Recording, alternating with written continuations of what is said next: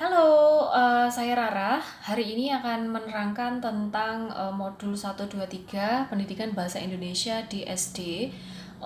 Tugas pertama dari tutor. Ya, yang akan saya terangkan kali ini itu sudah ada susunan untuk memudahkan saya untuk menuturkan secara presentatif seperti ini ya. Jadi ada 5 pertanyaan, langsung saja pertanyaan pertama untuk menyingkat waktu. Hakikat bahasa dan pembelajaran bahasa. Jadi sebelum kita mempelajari bahasa itu kita harus tahu dulu apa hakikat sebuah bahasa. Jadi pengertian sebuah bahasa itu bahasa merupakan sebuah sistem. Sistem itu kan berarti terdiri dari komponen-komponen. Kalau dalam ilmu kebahasaan, komponen ini kita sebut unsur atau juga pola. Unsur dan pola yang seperti apa kalau dalam bahasa? Unsur dan pola yang berulang. Misalnya kalau dalam bahasa Indonesia, unsur dan pola yang berulang adalah ya SPOK. Jadi bagaimana kita membentuk sebuah kalimat yang sesuai dengan kaidah kebahasaan Indonesia, maka dibentuklah pola yang berulang itu, subjek, predikat, objek, keterangan. Bisa juga lebih sederhana subjek predikat saja. Yang penting sesuai urutan. Kemudian adalah sistem lambang arbiter atau konvensional. Jadi sistem lambang itu sebuah bahasa itu melambangkan benda, sebuah bahasa itu bisa melambangkan perasaan, sebuah bahasa itu bisa menggambarkan orang.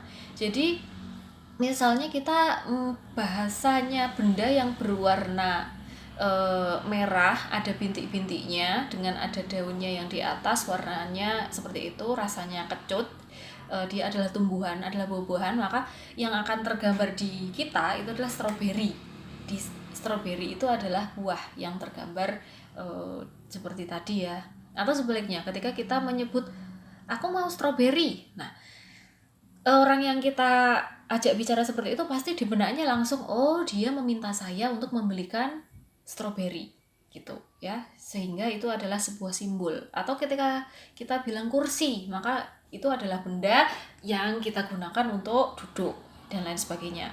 Kemudian bersifat produktif. Produktif di sini maksudnya adalah polanya sedikit sederhana, terbatas, tapi dia bisa digunakan untuk menjadikan bahasa itu menjadi sangat kaya dengan pembentukan ribuan kata, kalimat, paragraf dan lain sebagainya. Kemudian memiliki fungsi dan variasi. Bahasa itu punya fungsi dan variasi yang beragam sesuai dengan kebutuhan kita sebagai penutur. Fungsi bahasa secara garis besar itu ada 7. Bisa untuk personal, menyampaikan pendapat. Regulator, untuk membujuk. Interaksional, untuk menjalin kontak, untuk menyapa orang, untuk basa-basi dan lain sebagainya. Yang keempat adalah informatif, untuk menyampaikan info atau ilmu. Yang kelima, imajinatif, untuk menuangkan kreativitas yang ada di otak kita untuk misalnya menjadi sebuah karya sastra. Kemudian heuristik. Heuristik itu bahasa yang digunakan untuk belajar di pendidikan misalnya. Yang ketujuh atau terakhir, instrumental, untuk menjadi alat mengungkapkan keinginan atau kebutuhan penutur. Terakhir adalah ragam bahasa. Ragam bahasa itu sederhananya, bahasa itu saya memaknainya seperti ini. Ragam bahasa Indonesia itu macam-macam sesuai dengan kebutuhan kita dan siapa yang berbicara. Seorang guru berbicara dengan murid itu kebanyakan akan menggunakan bahasa formal untuk menerangkan di dalam forum kelas. Jadi misalnya, selamat pagi anak-anak, hari ini saya akan menerangkan tentang A, I, U, E, O. Kemudian beda lagi kalau pemakainya itu adalah anak ABG usia 16 tahun yang ngomong sama temennya. Maka dia nggak akan mungkin menggunakan ragam bahasa yang formal seperti guru terhadap murid tadi. Dia akan ngomong ke temennya secara informal, misalnya yuk neng kantin yuk, atau ayo kita gimana ya, atau aku mau ngomong nih. Nah, itu kan informal banget ya, nggak mungkin kita gunakan untuk situasi yang formal seperti itu. Kemudian masih tentang modul 1, pertanyaan 1 bab 2 itu pembelajaran bahasa. Pembelajaran bahasa itu seperti apa? Pembelajaran bahasa itu bisa dimulai dengan polanya.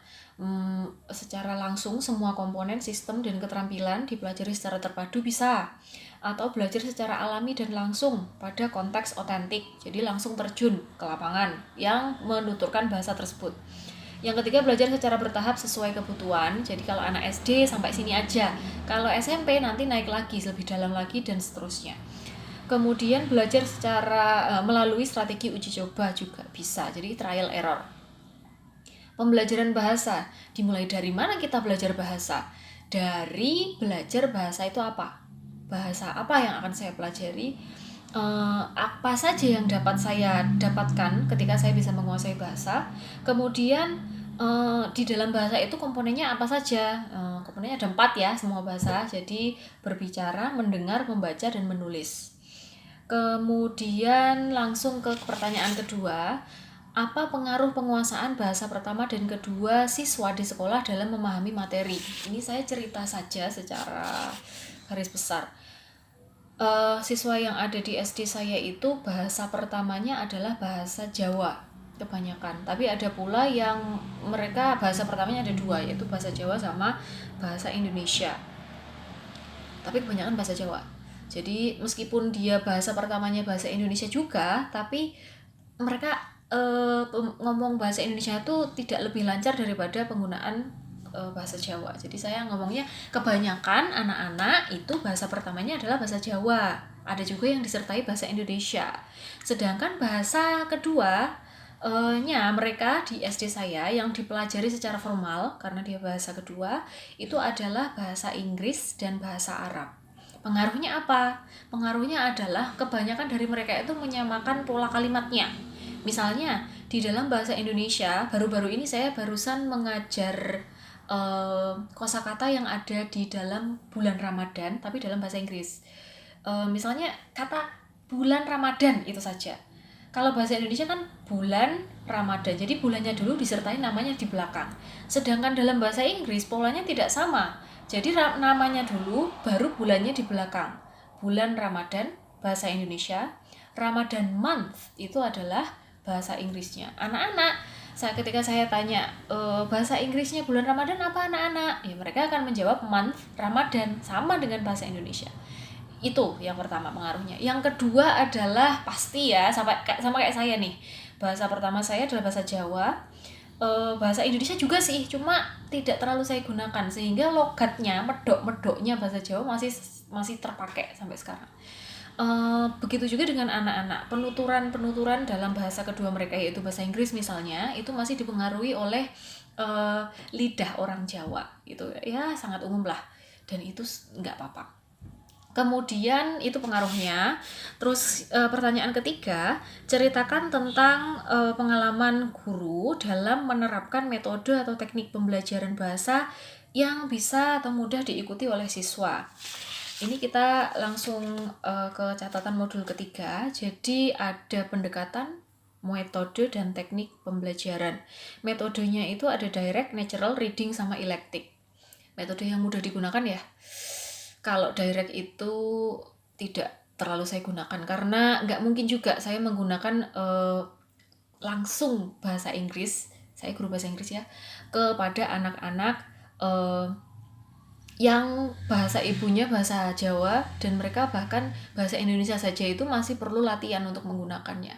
Jadi hanya ada beberapa kalimat-kalimat sederhana yang saya gunakan untuk berbicara kepada mereka. Misalnya what is your name, how are you today, itu saya harapkan dan memang sudah itu bisa dikuasai oleh anak-anak. Jadi pembelajaran secara tidak direct ya. Jadi lebih ke pengenalan kalimat-kalimat sederhana. Jadi kalimat perintah. Kemudian yang ke metode kedua, natural, penggunaan peraga secara langsung. Ya, saya menggunakan metode natural juga. Peraganya berupa apa? Ya, berupa sesuai sama materi yang saya pelajari, yang saya ajarkan waktu itu. Misalnya kalau dalam bahasa Indonesia kita bisa menggunakan koran, majalah, atau sebuah prosa, puisi. Kalau bahasa Inggris karena kita belajar fokusnya memperbanyak kosakata, maka kita bisa menggunakan series picture. picture, gambar series. Nah, gambar series itu bisa misalnya gambar hewan, bebek. Mereka kan tahu nih namanya bebek. Oh, bebek itu seperti ini, punya paruh, kakinya dua, punya sayap, bunyinya wek-wek. Tapi kalau di dalam bahasa Inggris kan mereka belum tahu ya, sehingga kalau di series picture di bawahnya akan dikasih duck, tulisan duck seperti itu, supaya anak-anak mengetahui. Saya sebagai guru hanya tinggal menyampaikan DUCK itu bacanya duck loh ya, bukan duk, karena tadi ya pengaruh bahasa pertama ke bahasa kedua ya gitu. Terus kemudian reading belum bisa saya gunakan karena anak-anak masih terbatas. Kemudian elective memilih secara bebas, ya mixed method bisa. Kemudian tekniknya bisa ceramah yang paling banyak saya gunakan, kemudian diskusi juga dan tugas juga sama. Hal baru dari modul 1, 2, 3 yang pertama saya dapatkan adalah yang berkaitan dengan bahwa anak-anak itu perlu tahap-tahap yang terperinci untuk mempelajari sebuah bahasa.